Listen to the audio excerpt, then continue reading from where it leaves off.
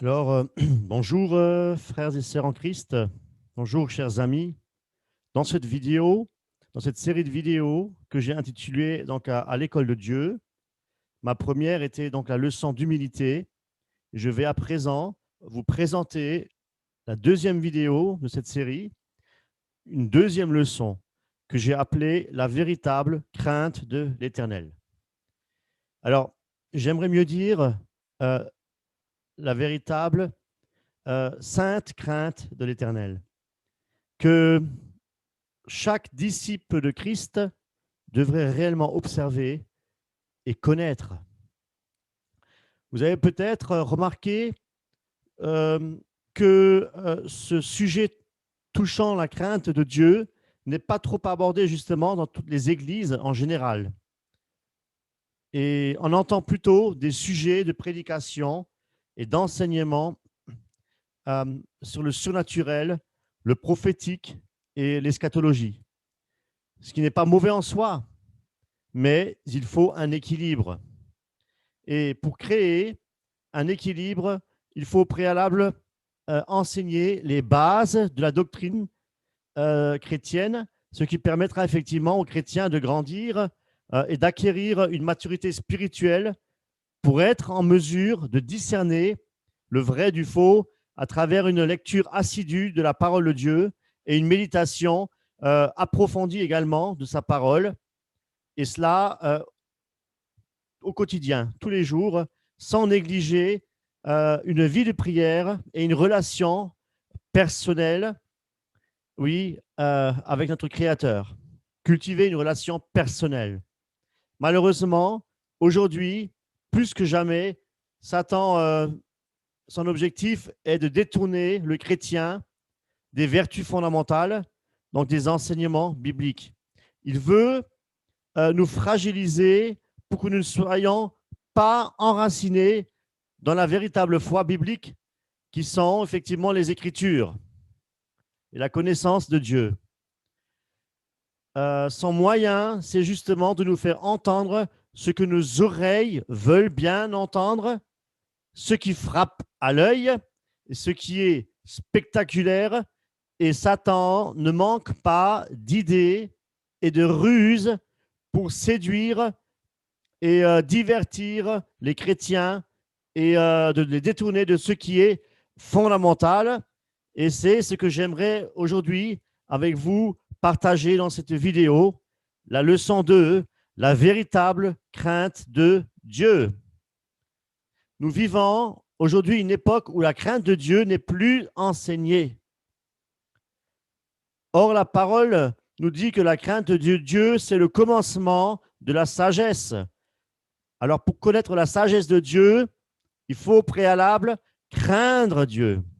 Mais c'est quoi la véritable crainte de Dieu? Comment peut-on définir la crainte de Dieu? En grec, le mot crainte veut dire phobos. Phobos fait référence à la frayeur, à la terreur. Et il y a deux passages parmi tant d'autres qui définissent bien ce que représente la crainte de Dieu. Et nous allons beaucoup nous promener dans la parole, car c'est la parole de Dieu qui doit être effectivement proclamée. Psaume 89, verset 7. Dieu est terrible dans la grande assemblée des saints. Il est redoutable pour tous ceux qui l'entourent.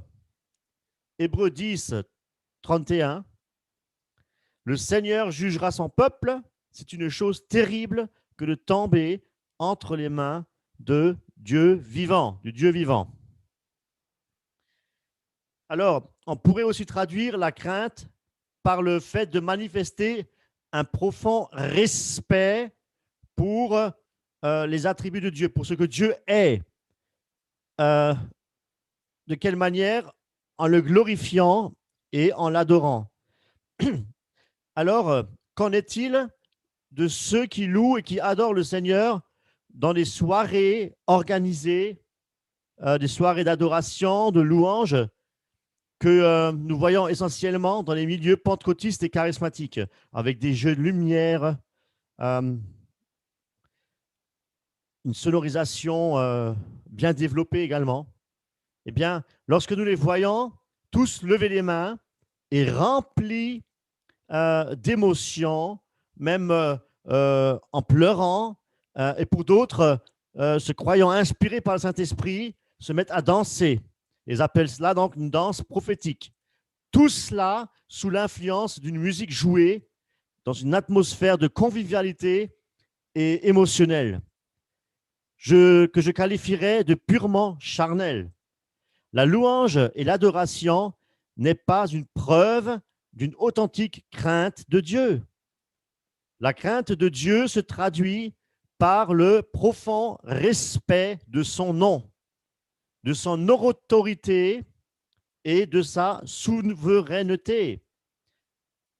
Et là, Ecclésiaste, chapitre 12, verset 13, où il est dit « Écoutons la fin du discours. Crains Dieu et observe ses commandements. C'est là ce que doit faire tout homme, car Dieu amènera toute œuvre en jugement au sujet de tout ce qui est caché, soit bien, soit mal. » Alors, écoutons bien la fin de ce discours lorsqu'il dit, l'Ecclésiaste, « Crains Dieu et observe ses commandements. C'est là ce que doit faire tout homme, car Dieu, comme il est dit, amène toute œuvre en jugement au sujet de ce qui est caché, que ce soit bien ou que ce soit mal. » L'Ecclésiaste nous enseigne que c'est un devoir, oui, pour tout homme d'avoir la crainte de Dieu en y ajoutant justement l'observation des commandements. Alors, vous allez peut-être me dire, oui, observer ces commandements, c'était valable pour l'ancienne alliance. Dieu a aboli la loi. Oui, Dieu a aboli la loi cérémonielle et il a effacé l'acte, effectivement, dans les ordonnances, nous condamner, tout simplement pour nous enseigner que la loi est sainte, juste et bonne, et que nous l'avons tous transgressée. Et le fait d'avoir transgressé, effectivement, cette loi, nous sommes, alors à ce moment-là, tous sous la condamnation. Nous sommes tous condamnés. C'est pourquoi, justement, Christ nous a rachetés de la malédiction de la loi. Et aujourd'hui, nous sommes justifiés, non pas par la loi, mais nous sommes justifiés par la foi en Christ. La foi, cette foi qui nous sauve. Jésus n'a jamais parlé d'abolition des commandements de Dieu, mais au contraire, il nous en donne toute la signification. Et là, j'aimerais bien lire avec vous Matthieu 22, 38. « Tu aimeras le Seigneur ton Dieu de tout ton cœur, de toute ton âme et de toute ta pensée. » C'est le premier et le plus grand commandement. Et voici le second qui lui est semblable. « Tu aimeras ton prochain comme toi-même. » De ces deux commandements dépendent toute la loi et les prophètes. Toute la loi. Donc le décalogue, les 10 commandements et la loi des prophètes. Alors, on pourrait effectivement répondre à ce verset que nous ne sommes plus sous la loi, mais que nous sommes sous la grâce et que c'est par la grâce que nous sommes sauvés, hein, nous dit Éphésiens, Paul dans Éphésiens, par le moyen de la foi. Oui, c'est une réalité. Nous sommes sauvés par la foi. Mais Jésus nous enseigne d'une manière très profonde concernant les commandements de Dieu. Et là, je vais aller dans Matthieu 19, verset 16. « Et voici, un homme s'approcha et dit à Jésus, « Maître, que dois-je faire de bon pour avoir la vie éternelle ?» Il lui répondit, « Pourquoi m'interroges-tu sur ce qui est bon? Un seul est bon. Si tu veux entrer dans la vie, observe les commandements. » « Lesquels ?» lui dit-il. Et Jésus répondit, « Tu ne tueras point, tu ne commettras point d'adultère, tu ne déroberas point, tu ne diras point de faux témoignages, honore ton père et ta mère, et tu aimeras ton prochain comme toi-même. » Le jeune homme lui dit, « J'ai observé toutes ces choses, que me manque-t-il encore ?» Jésus lui dit, « Si tu veux être parfait, va, vends ce que tu possèdes, donne-le aux pauvres, et tu auras un trésor dans le ciel, puis viens et suis-moi. » Après avoir entendu ces paroles, le jeune homme s'en alla tout triste, car il avait de grands biens. Jésus dit à ses disciples, « Je vous le dis en vérité, un riche entrera difficilement dans le royaume des cieux. Je dis encore, il est plus facile à un chameau de passer par le trou d'une aiguille qu'à un riche d'entrer dans le royaume de Dieu. » Les disciples, ayant entendu cela, furent très étonnés et dirent, « Qui donc peut être sauvé ?» Jésus les regarda et leur dit, « Aux hommes, cela est impossible, mais à Dieu, tout est possible. » Voilà. Alors, ici, Jésus nous enseigne quelle doit être notre priorité. Notre priorité, c'est de servir Dieu, c'est Dieu, de le chercher, de le connaître, en abandonnant justement toutes nos idoles. Et Jésus a dit à cet homme, si tu veux être parfait, or Jésus nous demande d'atteindre la perfection. Et ça, nous pouvons le voir aussi dans Matthieu chapitre 5, verset 48. « Soyez donc parfaits comme votre Père céleste est parfait. » Deutéronome 18, 13. « Tu seras entièrement à l'Éternel, ton Dieu. » Entièrement. Dieu nous veut tout entier à lui. Il nous a créés en une tripartite, corps, âme et esprit. Et pour aller dans Jean, chapitre 14, verset 20, « En ce jour-là, vous connaîtrez que je suis en mon Père, que vous êtes en moi, que je suis en vous. Celui qui a mes commandements et qui les garde, c'est celui qui m'aime. » Alors, vous allez peut-être me dire aussi, oui, quel rapport y a-t-il entre garder les commandements de Dieu et avoir la crainte de Dieu? Parole de l'Ecclésiaste, crains Dieu et observe ses commandements. Il n'a pas dit ses commandements, d'observer ses commandements et de craindre Dieu. Il faut préalablement craindre Dieu. Et nous allons dans le psaume 86, verset 11. « Enseigne-moi tes voies, ô Éternel, je marcherai dans ta fidélité. Dispose mon cœur à la crainte de ton nom. » Je le relis. « Enseigne-moi tes voies, ô Éternel, je marcherai dans ta fidélité. Dispose mon cœur à la crainte de ton nom. » Alors, il y a dans ce verset deux éléments qui sont indispensables pour manifester la crainte de Dieu dans nos cœurs. Premier élément, le psalmiste, dans sa prière, dit « Enseigne-moi tes voies, puis il dit « Je marcherai dans ta fidélité. » Nous comprenons qu'il s'adresse à Dieu et dans sa prière, il a le profond désir d'être enseigné par Dieu. Pour nous, c'est une clé pour avoir la crainte de Dieu. Cette première clé, c'est la prière. Non pas une demande, une requête de prière pour satisfaire notre confort personnel, mais plutôt une supplication pour connaître les voies de l'Éternel, les voies de Dieu. Alors, qu'en est-il de nous? Prions-nous le Seigneur comme le psalmiste? Cherchons-nous l'Éternel pour l'aimer, le connaître personnellement? Ou bien nos prières sont-elles davantage portées sur nos besoins personnels, notre ego? Le plus grand commandement de Jésus n'est-il pas celui d'aimer le Seigneur, notre Dieu, de tout son cœur, de tout notre cœur, de toute notre âme et toutes nos pensées et toutes nos forces? Ce commandement, est-ce qu'on se pose la question, est-ce que ce commandement fait-il partie intégrante de notre vie de prière? Si vous avez répondu oui, alors vous avez certainement la crainte de Dieu déposée dans votre cœur. Comprenez que la crainte de Dieu, comme le psalmiste, nous l'enseigne, c'est Dieu lui-même qui dispose notre cœur pour la recevoir. Mais cela est possible seulement si nous cherchons Dieu de toutes nos forces. Paul, dans l'Épître aux Romains, a dit que nul ne cherche Dieu. C'est pourquoi Jésus disait que l'amour d'un plus grand nombre se refroidira, et cela à cause de quoi? À cause du péché qui est entré dans l'Église parce que nul ne cherche Dieu. Aujourd'hui, plus que jamais, il y a des temps difficiles.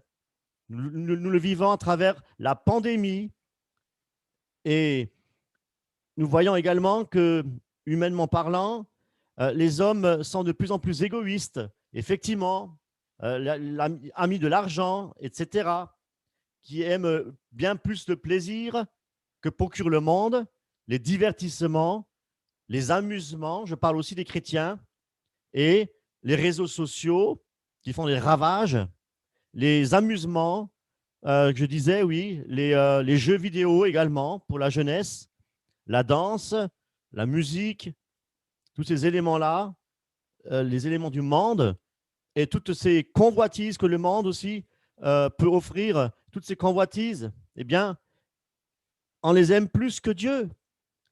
Et Dieu, dans cette histoire, plus de crainte pour son nom, plus d'amour pour son prochain, juste un plaisir égoïste, une prière furtive pour satisfaire son ego. Nous en sommes là aujourd'hui au XXIe siècle. Ne pas avoir la crainte de Dieu, c'est nourrir, ou c'est tout simplement avoir la tièdeur spirituelle. Or, ceux qui sont tièdes seront vomis de la bouche de Dieu, selon Apocalypse chapitre 3, verset 16.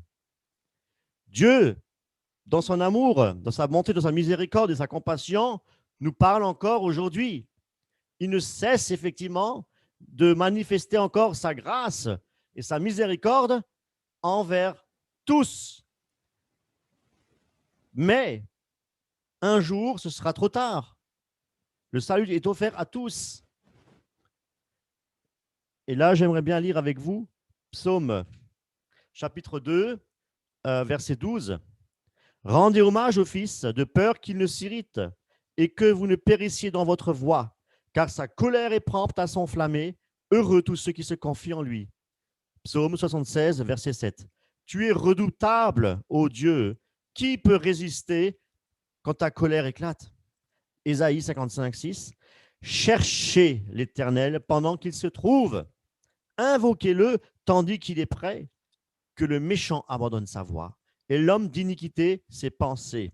Qu'il retourne à l'Éternel, qui aura pitié de lui, à notre Dieu, qui ne se lasse pas de pardonner. Alors ici, dans ce verset, effectivement, le prophète Ésaïe nous donne de chercher l'Éternel et d'abandonner la voie du péché. Donc, la mise en pratique.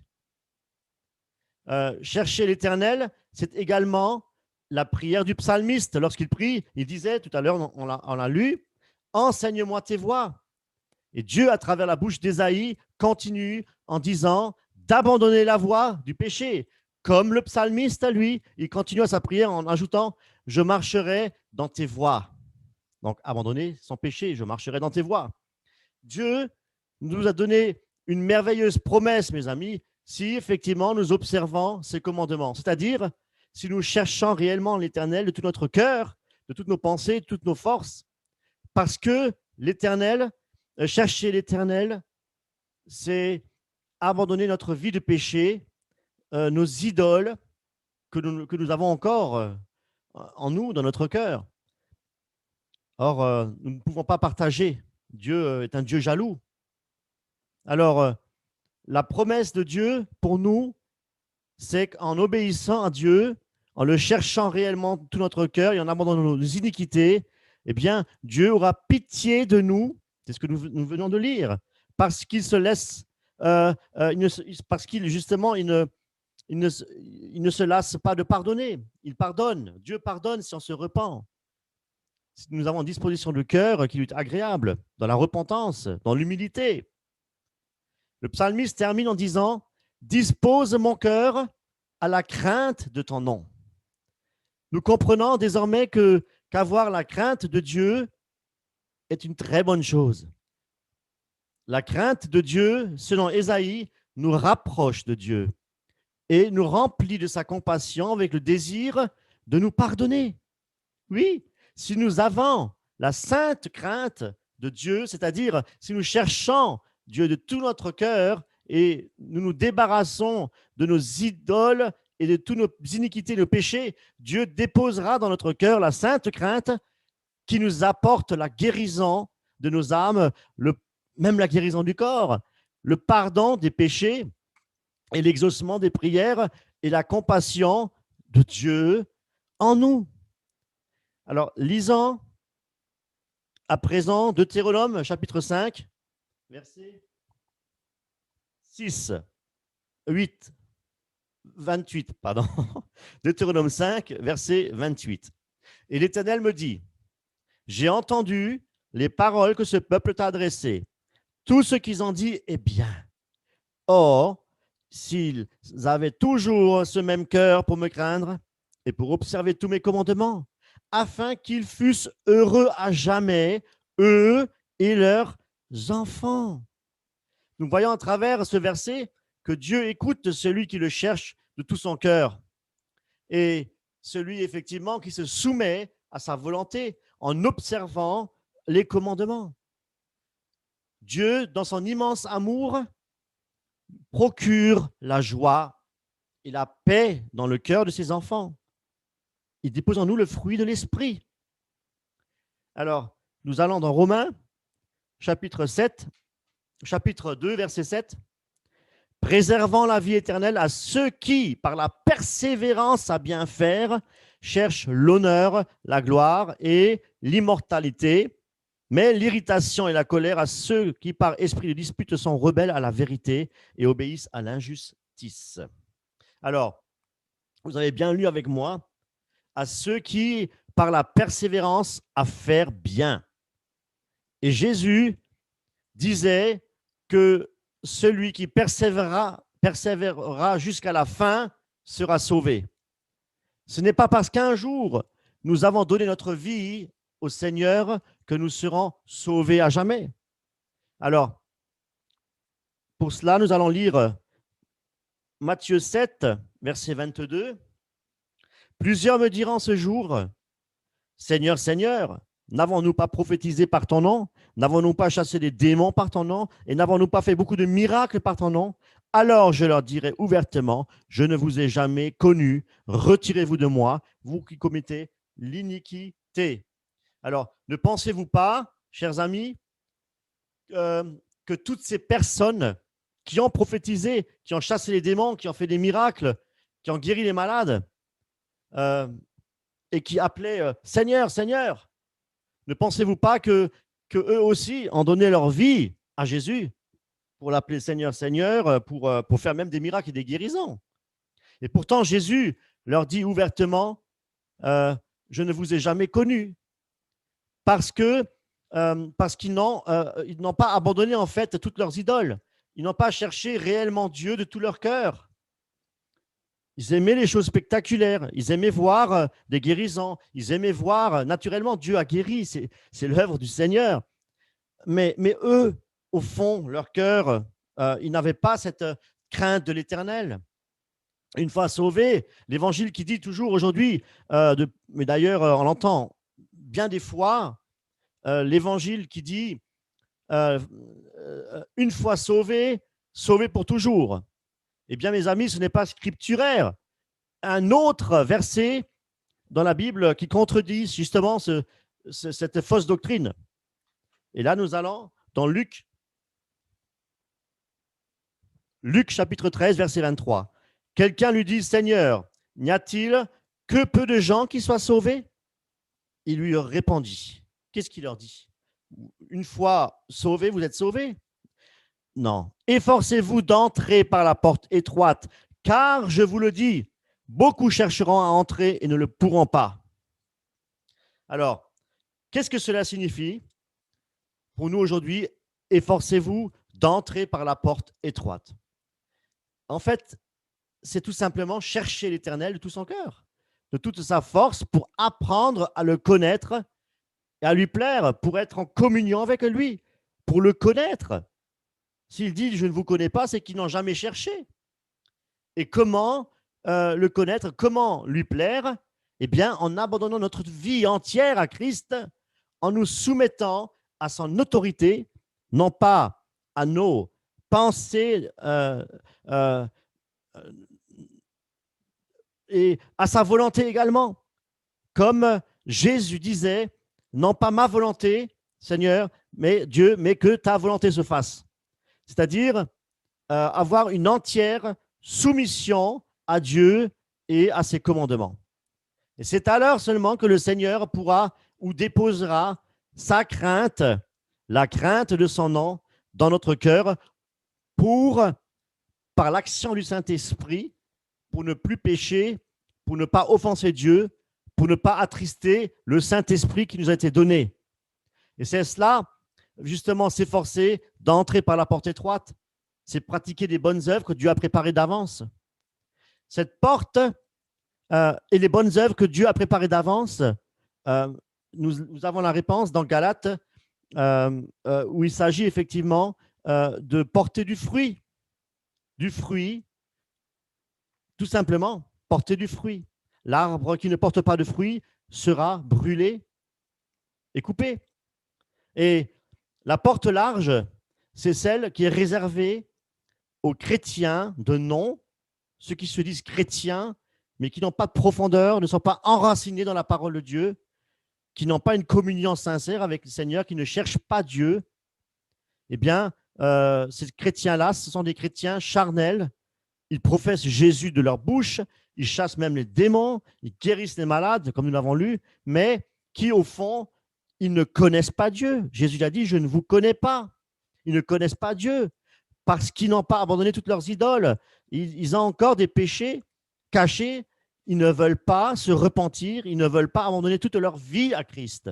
Mais Dieu qui est bon veut justement, il veut nous aider. Et si nous le cherchons réellement de tout notre cœur et nous voulons réellement suivre le Seigneur, eh bien, il a le pouvoir, le Seigneur, de nous affranchir pour nous rendre réellement libres, pour nous libérer de l'emprise des démons, pour nous libérer de Satan et pour justement de nous délivrer également de tous nos vices et de tout ce qui nous empêche d'aimer le Seigneur pour obéir à ses commandements et pour abandonner justement nos péchés. Voilà, l'amour de Christ, l'amour de Dieu dans nos cœurs. N'essayons pas nous-mêmes par nos propres forces, on n'y arrivera jamais.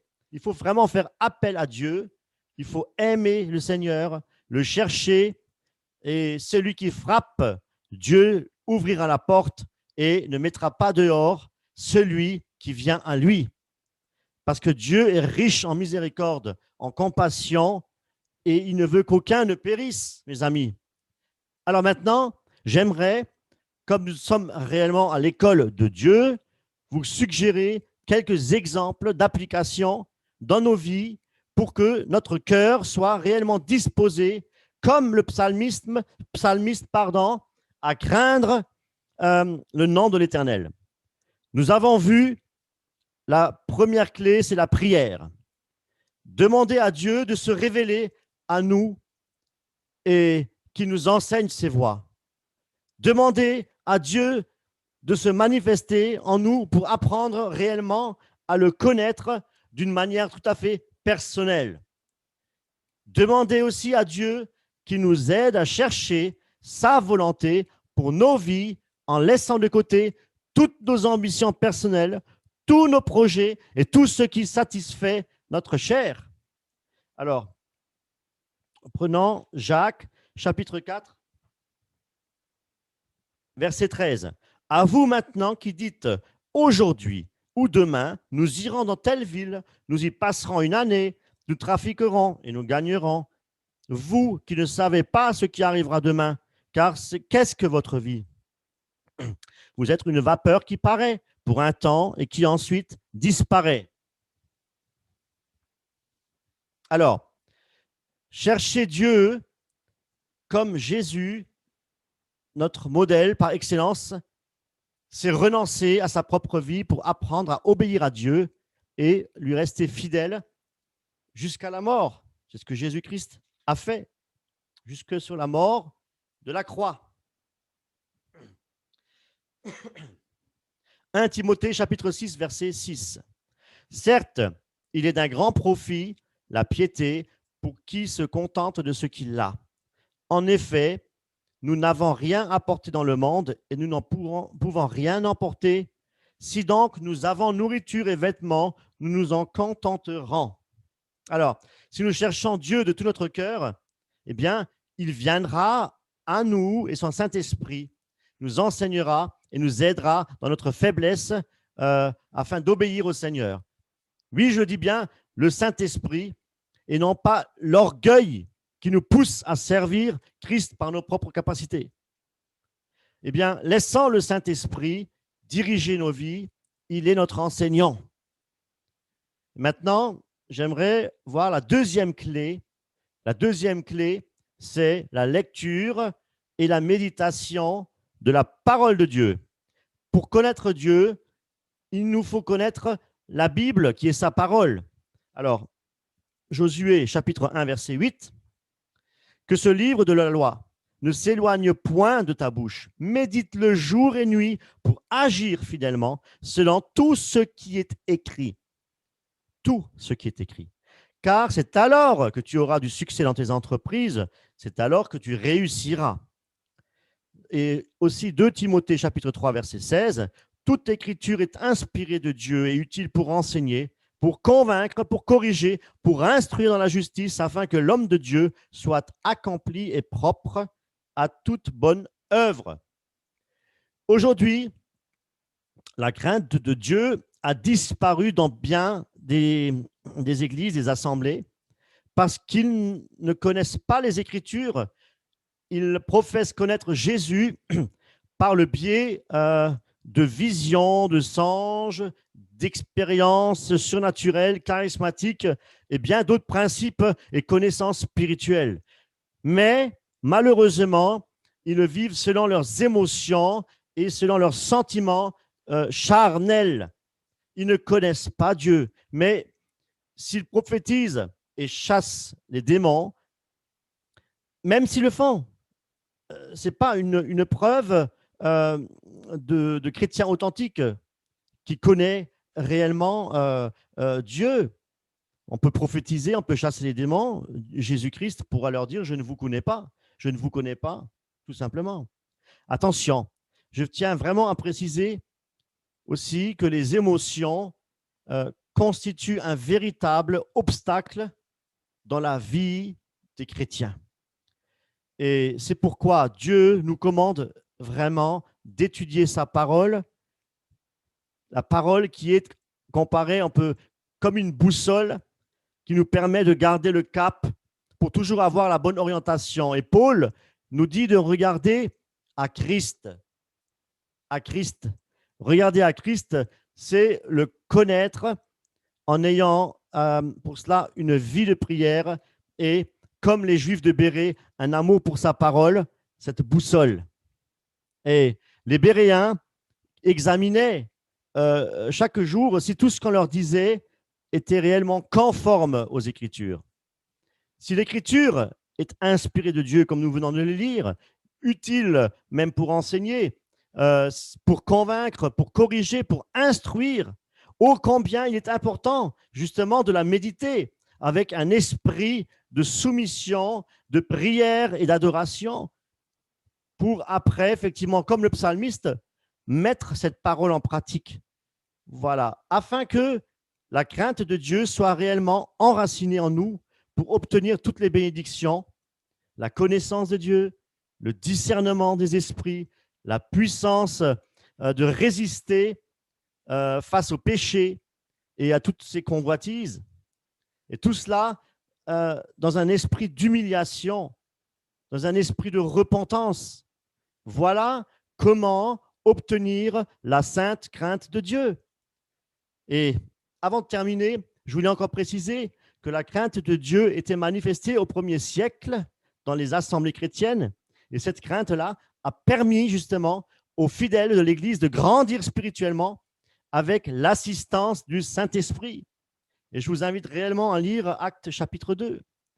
Si aujourd'hui, la crainte n'est plus dans les cœurs des chrétiens, il n'y a plus cette flamme, cet amour, ce premier amour, eh bien, le Saint-Esprit ne peut pas travailler L'Esprit de Dieu n'est pas à l'œuvre. Là, la crainte de Dieu, il n'y a pas de crainte de Dieu, il n'y a pas d'activité du Saint-Esprit. Je crois sincèrement, pour qu'un réveil puisse se produire, je ne parle même pas d'un réveil mondial, mais d'un réveil personnel. Il faut mettre en pratique le verset du psalmiste, que ce verset que nous avons effectivement médité. Et c'est alors que la puissance du Saint-Esprit se manifestera et produira du fruit dans les cœurs des chrétiens. Et la première chose que fera le Saint-Esprit, c'est de convaincre de justice, de péché et de jugement. Et je pense que ce serait terrible parce que le jugement débutera effectivement par la maison de Dieu. S'il y a maintenant effectivement un réveil dans une assemblée chrétienne, si tout le monde cherche l'Éternel, Dieu se manifeste par son Saint-Esprit et ce sera un jugement terrible. Et alors, voulons-nous réellement vivre un réveil par la puissance du Saint-Esprit? Voilà ce qui se produira, car le Seigneur est saint, Dieu est saint, la sainteté de Dieu. Et la crainte de son nom, c'est de reconnaître justement aussi cette sainteté, de reconnaître l'autorité de Dieu et de reconnaître aussi son juste jugement. Et là, j'aimerais bien lire avec vous, c'est un peu long, mais c'est important de le lire. Actes chapitre 5, Acte 5, à partir du verset 1. Donc l'église primitive, l'église du 1er siècle. Mais un homme nommé Ananias, avec Saphira, sa femme, vendit une propriété et retint une partie de prix, sa femme le sachant, puis il apporta le reste et le déposa aux pieds des apôtres. Puis Pierre, lui dit, Ananias, pourquoi Satan a-t-il rempli ton cœur au point que tu mentes au Saint-Esprit et que tu n'aies retenu une partie du prix du champ? S'il n'eût pas été vendu, ne te restait-il pas? Et après qu'il a été vendu, le prix n'était-il pas à ta disposition? Comment as-tu pu mettre en ton cœur un pareil dessein? Ce n'est pas à des hommes que tu as menti, mais à Dieu.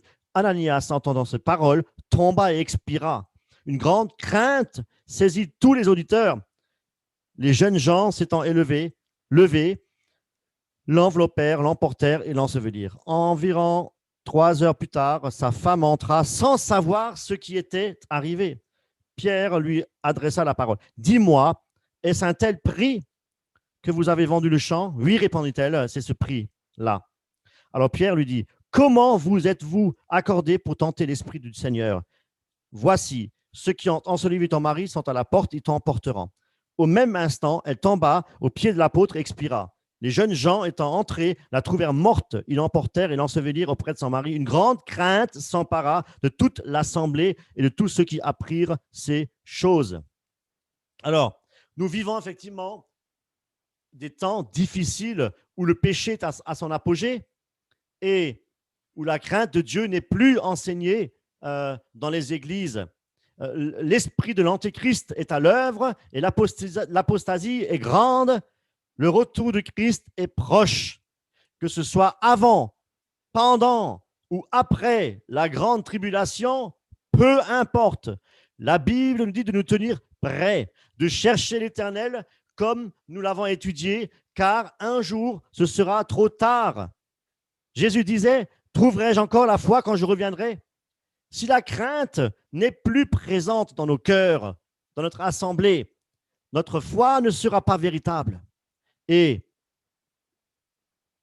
je terminerai encore avec un dernier verset, le psaume 111, verset 9. « Et il a envoyé la délivrance à son peuple. Il a établi pour toujours son alliance. Son nom est saint et redoutable. La crainte de l'Éternel est le commencement de la sagesse.